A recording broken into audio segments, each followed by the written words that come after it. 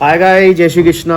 कैसे हो? हर हर महादेव। तो भैया फाइनली 23 अप्रैल का बदला हिंदुस्तान ने, भारत ने, इंडिया ने पाकिस्तान को ले लिया है ले लिया है और पाकिस्तान को भी लेने वाले हैं पूरी तरीके से। अभी तो डिप्लोमेटिक तरीके से पिट रहा था और अब तो बम से भी पिटा है और अभी तो और पिटने के पूरे पूरे चांस हैं। तो इस वीडियो में मैं आपको सब कुछ बताऊंगा कि ऑपरेशन सिंदूर हुआ है और ये मेरे ट्रेड्स वाले चैनल पे आ रहा है क्योंकि मैं इसमें ग्लोबल न्यूज़ का इम्पैक्ट स्टॉक मार्केट पे क्या पड़ा है वो भी डिस्कस करता हूँ। तो इसीलिए ये वीडियो पर्टिकुलरली आ रही है। अगर आप मुझे नहीं जानते तो गाइज़, मेरा नाम अभिनंदन है।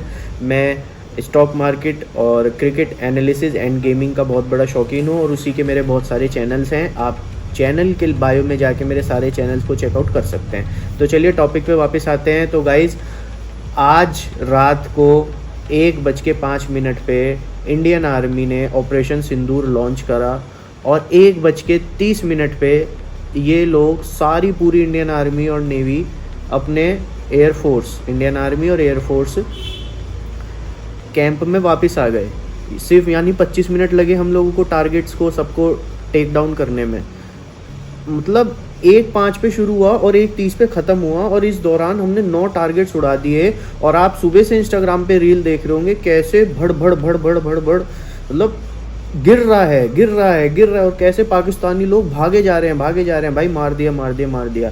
पहले जितनी सर्जिकल स्ट्राइक हुई उन सबको कह दिया कि ये तो हुई नहीं है, ये तो झूठ है, ये तो एक फ्रॉड है, ऐसा कुछ नहीं हुआ। पर ये काम बहुत सही हुआ है कि पूरी की पूरी जो लोकल पाकिस्तानी होती है ना, जैसे पॉपुलेशन है, कौम बोल दो इनको, तो कौम ही चलती है इनके यहाँ, तो उन लोगों ने देखा है तो इसीलिए वो लोग कह रहे हैं कि भाई हाँ, इंडिया ने अटैक करा है। मैं तो पहले भी मानता था सर्जिकल स्ट्राइक करी है इंडिया ने, पर कुछ हमारे यहाँ के लोग और कुछ वहाँ से खबरें नहीं आती थी तो इन सबको एक फ्रॉड और एक फॉल्स ऑपरेशन बोल के कह देते हैं कि इलेक्शन जीतना है तो वहाँ की सरकार जो है वो कुछ भी बोले जा रही है। पर अब की बार ऐसा नहीं है। जो पाकिस्तान की पॉपुलेशन है उसने खुद विक्टिम करा है। अरे गया ऐसे। तो चलिए, तो भाई ये ऑफिशियल ट्विटर हैंडल है इंडियन आर्मी का।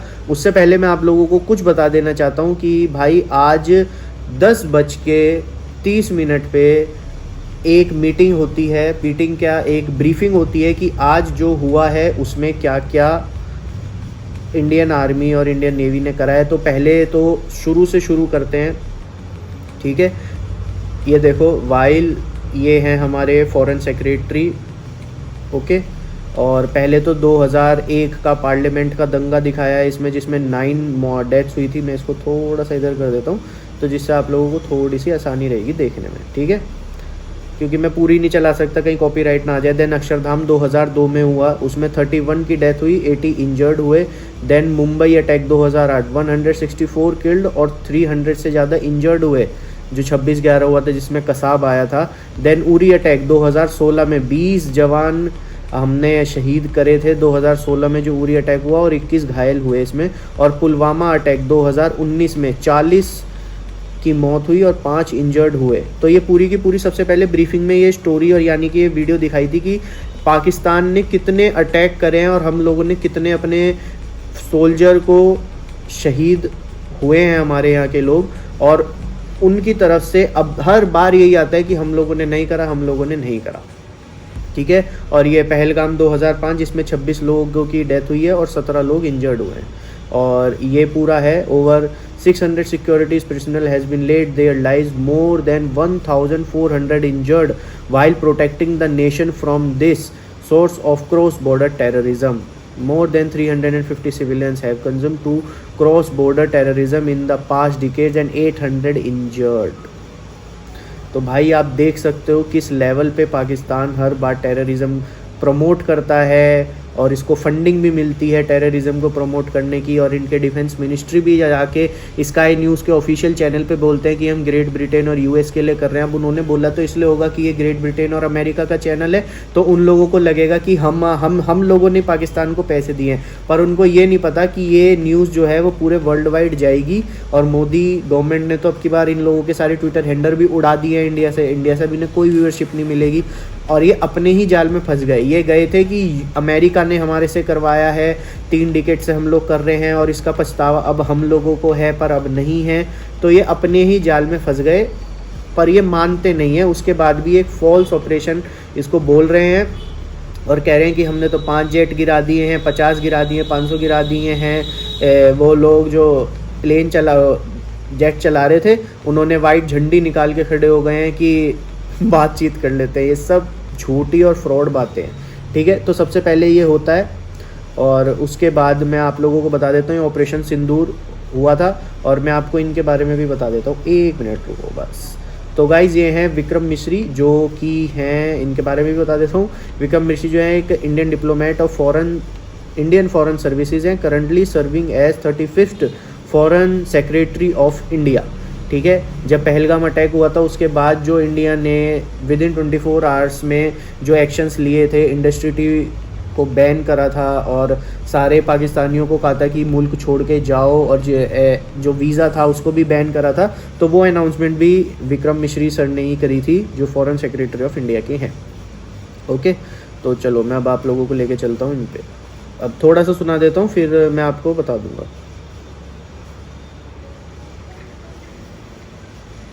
नमस्कार, इस ब्रीफिंग में शामिल होने के लिए आप सभी का धन्यवाद।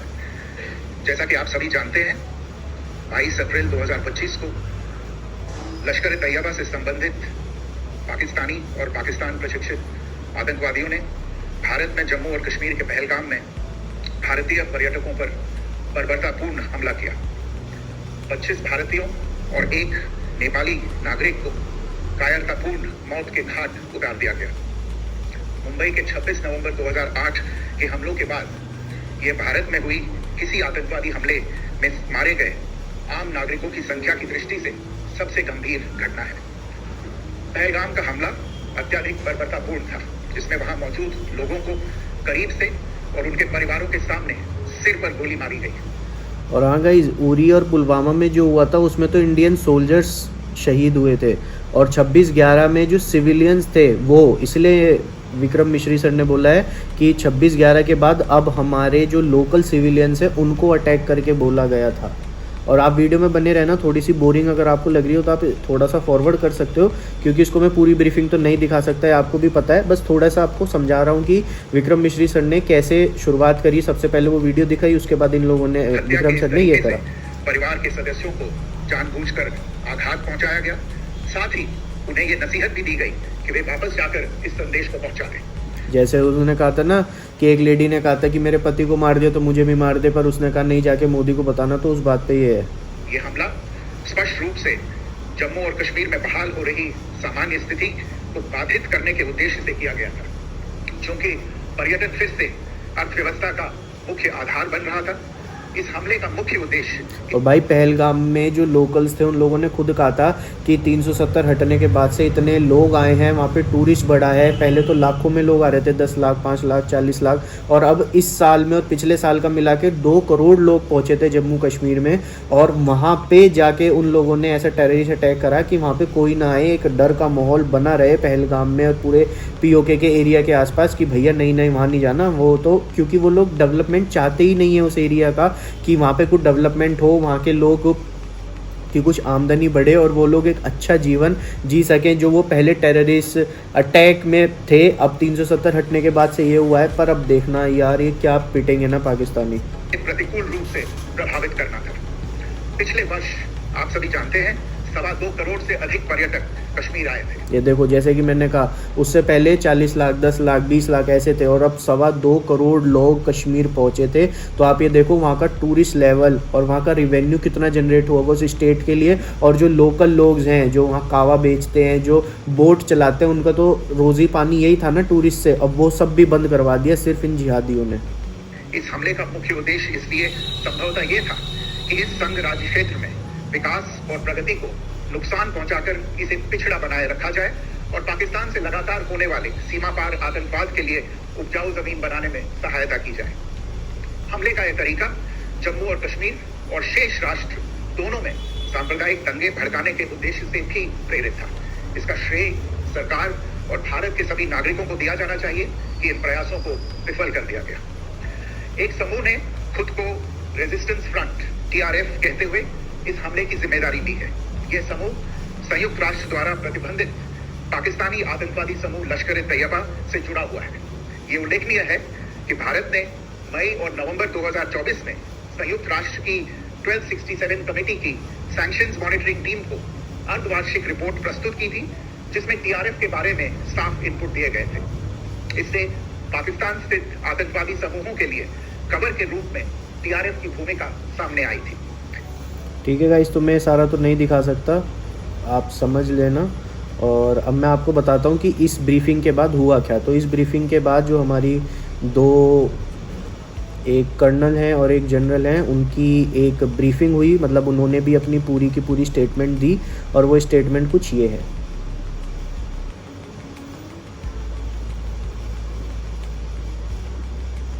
और सज्जनों, मैं कर्नल सोफिया कुरैशी और मेरे साथ विंग कमांडर व्योमिका सिंह आज आपको 6 से 7 मई 2025 की रात 1:05 से 1:30 बजे के बीच 1:05 से 1:30 बजे के बीच में, यानी 25 मिनट की विंडो में भारतीय वायुसेना, भारतीय सेना गई, इंटरनेशनल बॉर्डर क्रॉस करे, पीओ के एरिया में गई, 9 टारगेट्स को टारगेट करा, जिसमें कि वीडियो वहाँ के पाकिस्तानियों ने लाइव भी रिकॉर्ड कर ली, जो वो आजकल हम इंस्टाग्राम पे देख रहे हैं कि भाई ये देखो बमबारी हो रही है और हम लोग सही सलामत भी वापस आ गए।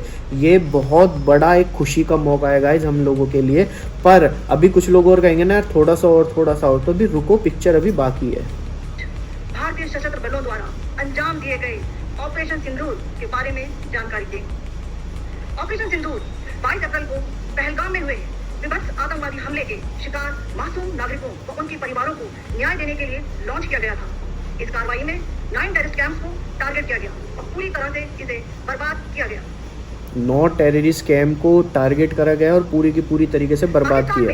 पिछले 3 दशकों से टेरर इंफ्रास्ट्रक्चर का निर्माण हो रहा। ये देखो, ये थे कैंप्स और इन सबको ठोका गया है। पर मैं ये पूरी वीडियो नहीं चला सकता आप लोगों के सामने, क्योंकि ये सब मैंने देखी है। उसके बाद ये पूरी ब्रीफिंग हुई और इन लोगों ने बताया कि कैसे इन लोगों ने टारगेट्स को हिट करा। पर इनके ऑफिशियल ट्विटर हैंडल पे लेके चलता हूँ मैं, वहाँ पे हम इस बारे में पूरी बात करेंगे, ठीक है, क्योंकि कॉपीराइट भी नहीं आएगा ना यार, बात ही है। तो चलो, ऑपरेशन ये हुआ और उसके बाद target 1 Abbas terrorist camp at Kotli, distance 13 kilometre from PoK, Pakistan occupied Jammu and Kashmir, nerve centre of training, suicide bomber of Lashkar e Taiba, की training infrastructure over 50 terrorist destroying at 1:04 on 7 May. ये देखो ऐसे देख रहे हो, ये जो काला काला हुआ है ये उड़ गया टेररिस्ट।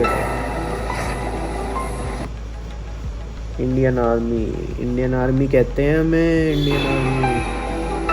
तो देखो गाइस, कोटली जुलपुर सॉरी, ये कौन सा है?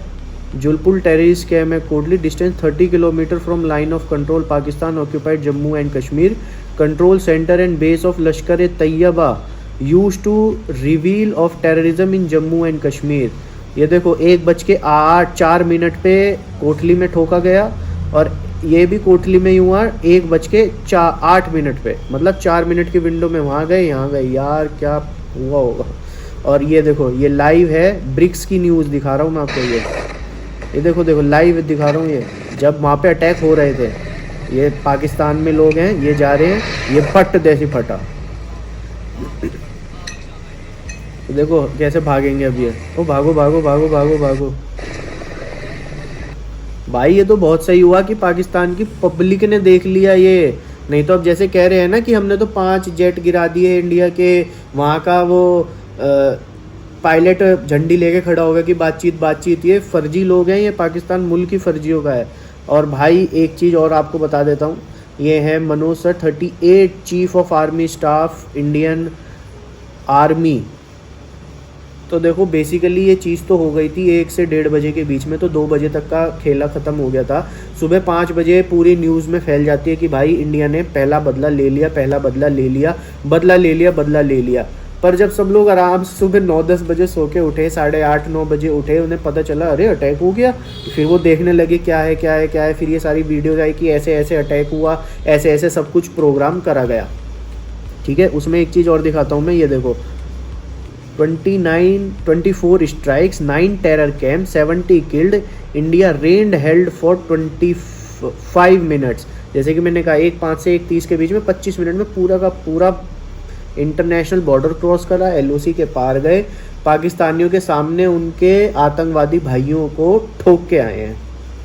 ठीक है, तो भाई इनकी ये देखो 10:08 पे मेजर मनोज सर ने ये लिखा पिक्चर अभी बाकी है। तो गाइज इस चीज़ का पूरा ये मतलब निकल सकता है कि अभी तो सिर्फ छोटी दिवाली हुई है, अभी तो बड़ी दिवाली होगी, फिर गोवर्धन होगा, गोबर पीटा जाएगा इन लोगों के मुंह पे, फिर ये भाई भाई करके भाई दूज मनाने निकलेंगे कहीं पे कि यार हमें कोई भाई बना लो, कोई पैसा दे दो, कोई पैसा दे दो। और भाई दूज भी इनकी कोई नहीं लेगा। आज छोटी दिवाली हो गई है, अब बड़ी दिवाली होगी, उसके बाद गोवर्धन होगा, दुनिया इनके मुंह पे गोबर फेंकेगी। टमाटर भी नहीं फेंकने, टमाटर खाने शुरू कर देंगे। अभी तो पानी बंद करा है, नेट बंद करेंगे। और जो हमारे यहाँ पे सो कॉल्ड पाकिस्तानी एक्टर्स आते थे भाई, उसको कह रहे हैं इट्स सो शेमफुल।